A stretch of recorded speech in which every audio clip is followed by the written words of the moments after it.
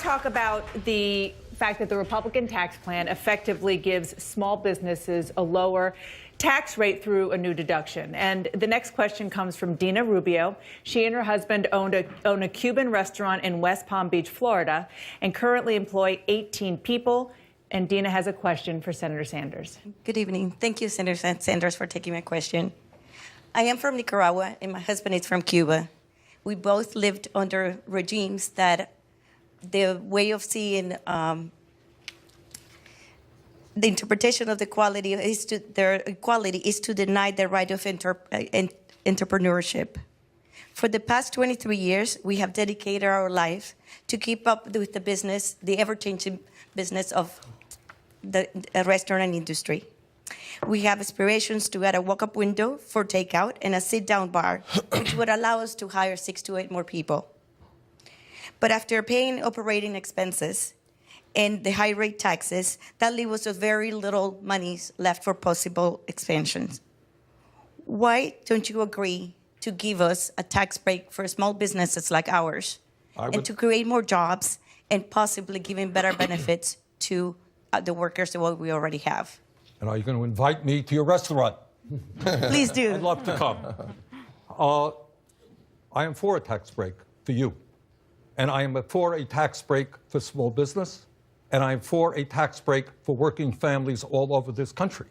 What I am not for is massive tax breaks for billionaires. As part of this proposal, these gentlemen would repeal the estate tax, which applies to the top 0.2%, giving billionaires hundreds of billions of dollars in tax breaks. I oppose that. But if we can help small businesses, who are the job creators in this country, count me in. I would love the opportunity to work with these fellas, but Republicans have made a decision to go it alone. Senator Cruz? Dina, thank you for sharing your story. Your experience is like my family's experience, like Tim's family's experience, like so many millions of Americans, like your husband. My dad came from Cuba and came here seeking freedom, came here seeking a land of opportunity. The problem is small businesses, businesses like the restaurant y'all own, 2/3 of all new jobs come from small businesses. And under the last 8 years of Democratic control, small businesses have been hammered with taxes and regulations. Now, a minute ago, Jonathan asked, why is there not more bipartisan compromise? There used to be Democrats who would support cutting taxes. The problem is that the Democratic Party in today's Senate has become more extreme. Now, Bernie and I have done 3 of these debates. I like debating Bernie because he's honest, he's candid. He is a socialist. He admits he's a socialist. He wants to raise everyone's taxes. And so, Maria, I'd like to actually ask you a question that I asked Bernie last time, which is, since this is a tax debate, what is the difference between a Democrat and a socialist on taxes?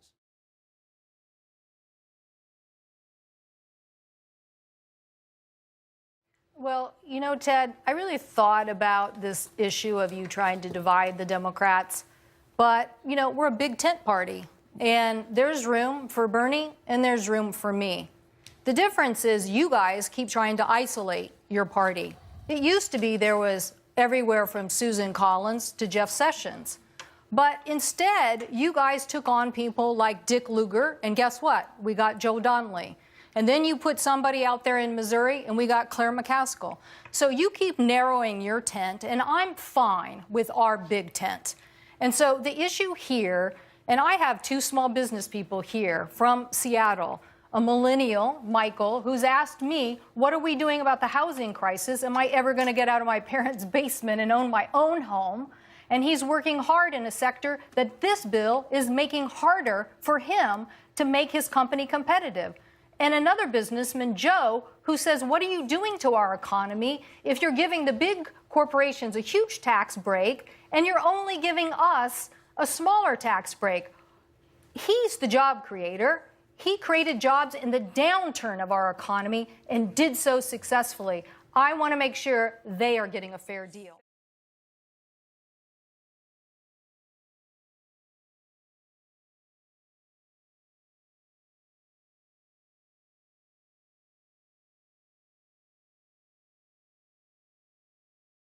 Senator Scott, you want to weigh in? Yes, thanks. Jake, thank you for your time here. Dana, I called him Jack earlier. Dana, I ran a small business for about 13 years before I went into full-time politics. I will tell you that running a business is hard, I appreciate your integrity and your effort, number one. Number two, our plan gives you about a 17.5% break so that you can hire more folks, invest more of your capital into building your business. Number two, I would tell Bernie, our plan does not repeal the estate tax. That is a false statement. So the truth is that your 18 employees under our plan will have more opportunities to see retirement go up, healthcare become better, for you to expand your locations, for you guys to be able to take a vacation. I'm not sure how it is when you're running your own business, but when I was running my business, vacations didn't happen annually. In terms of the estate tax, the House bill does repeal the estate tax we're in the over Senate. 6 years. We're in the Senate, though. I'm more than aware of that, but We're I good. think Just wanted to we're make sure. also We're just going want to double check into a myself. conference committee. But I read Ted's stuff. Ted, you agree with repealing the estate tax. You've said that many, many times. Absolutely. All right, there you go. But This is a big There you tent go. party. We have a big tent, Bernie. There's room for Ted and there's room for Tim. That's fine. But the point is, repealing the estate tax, if the House gets their way, will give hundreds of billions of dollars in tax breaks to the very, very wealthiest people in this country. You know, what I think Ted began in his discussion, we begin to broaden this debate. Taxes are not an end to themselves. They really are a means to an end, the kind of society we want to create. These gentlemen, and it's important, when they tell you how much they're fighting for the middle class, understand, a few months ago, correct me if I'm wrong, you voted to throw 32 million Americans off of the health insurance You're wrong. they had. You're wrong. You're wrong. Oh, was it 30 million? You're wrong. No, not at all. I'm not wrong. No, You are wrong. absolutely. No, Yeah. I'm not wrong. False You statement. voted to Debate on that, repeal Bernie. the Affordable Care Act. You better believe and it. voted 5 Stop. different And replace times. it. One of them And replace included it. 30 And million replace it. people losing their health insurance. Oh. These guys right now in this bill, if their bill here in the Senate will pass, it will result in 13 million people losing their health insurance, premiums going up by 10%. If their bill goes through, if you are in graduate school, you're going to be paying substantially more in taxes. In the budget that they passed, they made massive cuts in Pell Grants, in nutrition programs for hungry kids and low-income pregnant women. I know this The is just a tax dynamic cut. of American society now is that we have a politics where big money, billionaires, make huge campaign contributions, and we have politicians who work for them, not for the middle class. Senator Scott, you're going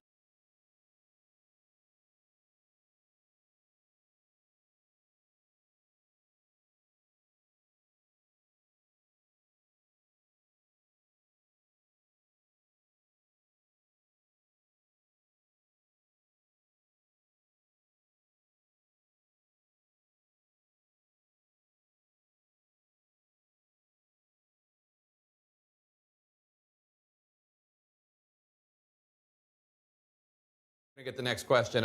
Just today, President Trump promised that a big tax cut for corporations would lead to more jobs for the American people, for American workers. The proposed tax plan would lower the corporate tax rate permanently from 35% to 20%, as you know. The next question comes from a former CEO who takes issue with the promise that this tax cut will create jobs. David Mendels served as CEO of Bright Cove, an online video platform with more than 500 employees, and he has a question for Senator Scott.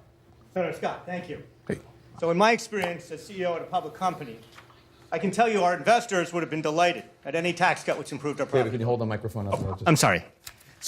Senator Scott, in my experience Hey. as a CEO at a public company, I can tell you that our investors would have been delighted at any tax cut that improved our profitability. But it would not have led to more hiring or an increase in wages. It just wouldn't. It never came up. What do you say to employees of companies like mine and many millions of others who won't get higher wages as a direct result of lower corporate taxes? But the corporate investors and the executives like myself will get a very large benefit. Well, thank you for your question, and thank you for your investment in the American economy. I, too, owned a private C corporation years ago, and it's true with private companies as well as public companies. There are three groups of individuals who actually pay taxes. One, as you suggested, are the investors. The second are the employees. When you have a 35% rate, employees paid the tax by lower actual wages. And the third group are consumers. Consumers pay the tax through higher cost of goods.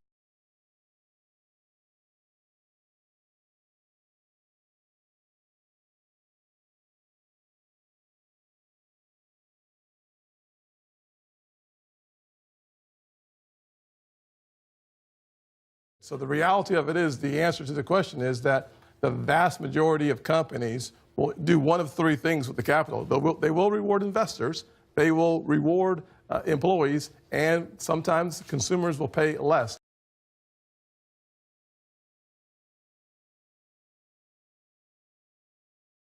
As a matter of fact, this is not a center-right conversation. This is a conversation having been had on the left as well as the right. Economists on both sides of the aisle agree that the corporate tax is a burden shared by the employees of the company and the consumers of those products. Senator Cantwell? Yes, because thank you for that question. And you have hit on what is a centerpiece of what this discussion should be about tonight. Because just like repeal health care, reform tax cuts, it's like a moniker that they want to put up, but the substance is wrong. And that is on the point you just made. Most people will tell you that this money, 75% of it at least, will go to dividends and to shareholders. And what we have in America is a wage issue and productivity issue. And so there's nothing in this bill that says, corporation, if you get this tax cut, I expect you to raise wages and increase productivity. Now, if our colleagues want to join us on the Senate floor in an amendment that guarantees that with the tax break, they're going to make that kind of commitment, I'll be all ears to listen to this. But if not, I'm going to take what the Fed has said, because the Fed has been looking at this issue of productivity and wage and said, these are things that we need to make investments in: education, job training, working towards the future.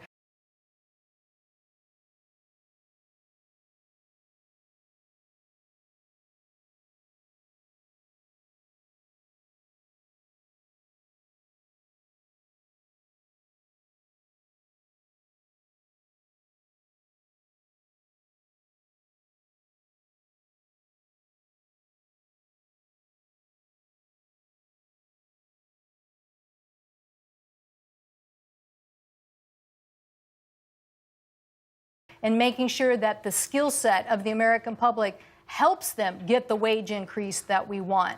Now, I know that Senator Scott is a big fan of Apprentice. I'm a big fan of Apprentice. Maybe this is someplace where we can work together. I think if we can't convince the President of the United States to be for a tax credit for Apprentice, I don't know what we can convince him of. But we need to skill American workers. Otherwise, this will go to shareholders, and that'll be it. Senator Cruz? You know, the Democrats have one talking point on taxes. It's a tax cut for the rich. And they say it over and over and over again in response to everything. The most important thing for you to know when you're at home is when they say rich, they mean taxpayer. Every time they say rich, they mean taxpayer.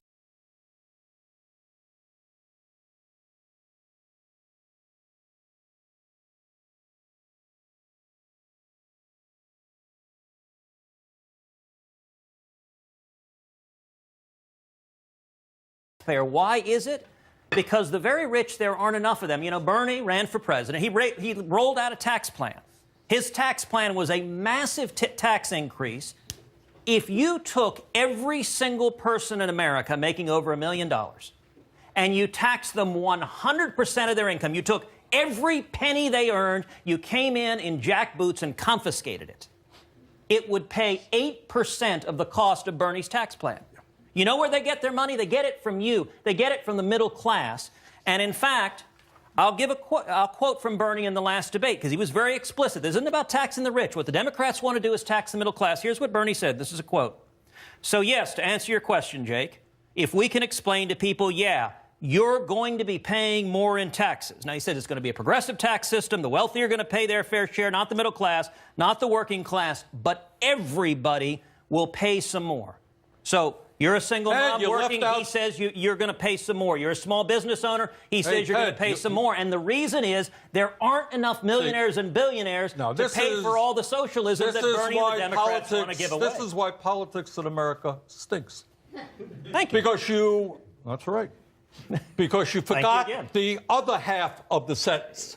And what the other half of that statement said is, yeah, you may pay more in taxes if you're in the middle class for a Medicare for all single-payer health care bill, but you're not going to have to pay your private premiums to an insurance company, and you will be better off. Now, Ted stays up nights worrying that somebody's going to pay more in taxes. Apparently, you don't worry that there are families in America paying $15,000 or $20,000 a year for insurance to private companies. Well, you know, Bernie, that's okay for you. Bernie, I do worry about it. Yeah, well, you didn't give my whole point. But Obamacare caused that. No, Obamacare did not cause that. So Bernie, a couple of simple facts. But one more point. Let me just say, all right, and I'll give it back to you. Next time you quote me, give the whole quote.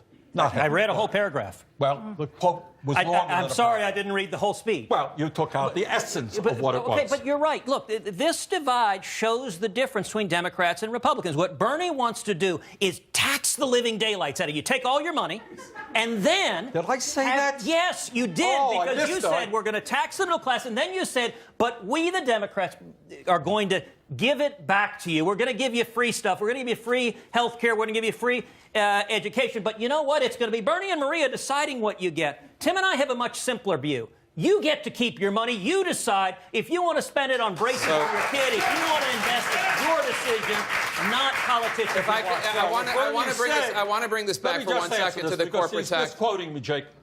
What Bernie said is that the United States of America should join every other major country on earth and guarantee health care to all people. And when we do it, we're going to lower the cost of health care for the middle class. I would love to get this back to the corporate tax rate for 1 second. And Senator Cantwell, one of the things I wanted to ask you about, and Senator Scott made an allusion to this, is that it isn't just Republicans who are talking about lowering the corporate tax rate. President Clinton last year said that the corporate tax rate needs to be lowered so the United States can be more competitive. President Obama proposed reducing it from 35% to 28%.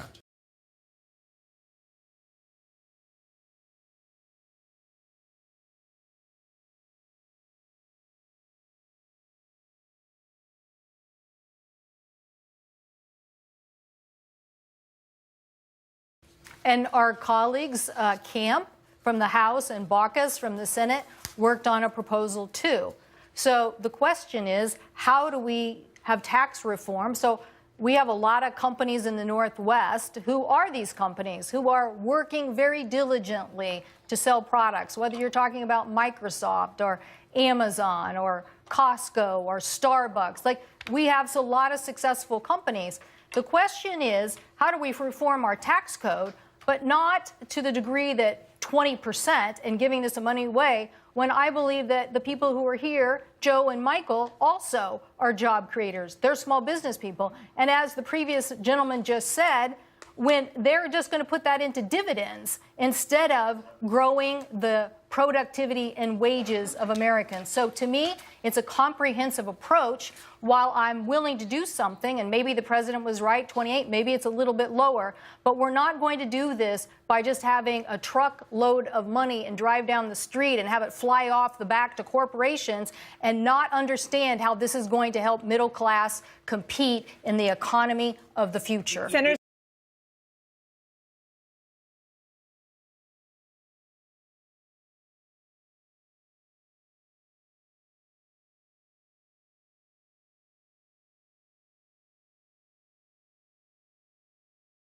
Thank you. Senator, just hang on 1 second. We have another audience Let me jump in very briefly question on for that, you. which is that the Democrats love to vilify corporations and job creators. But, you know, look, every one of us gets a paycheck. We get a paycheck from somebody, and I'll point out that as much as the Democrats want to make your employer the bad guy, you could take the entire net worth of Apple, Google, Microsoft in your state of Washington, and ExxonMobil combined, seize it all, nationalize those companies. It would pay for 1 year of Bernie's tax plan. 1 year. That's nonsense. You want to know, actually, here's the math. Apple's market cap's $825 billion, Google's is $692 billion, Microsoft's is $597 billion, ExxonMobil's is $350 billion, and your tax plan costs $2.5 trillion a year. That's simple math. If you want to get the money to spend for their big government plans, it's got to come from you, the middle class, and we shouldn't be raising your taxes, we should be lowering. Senator, and then we got to get to the audience.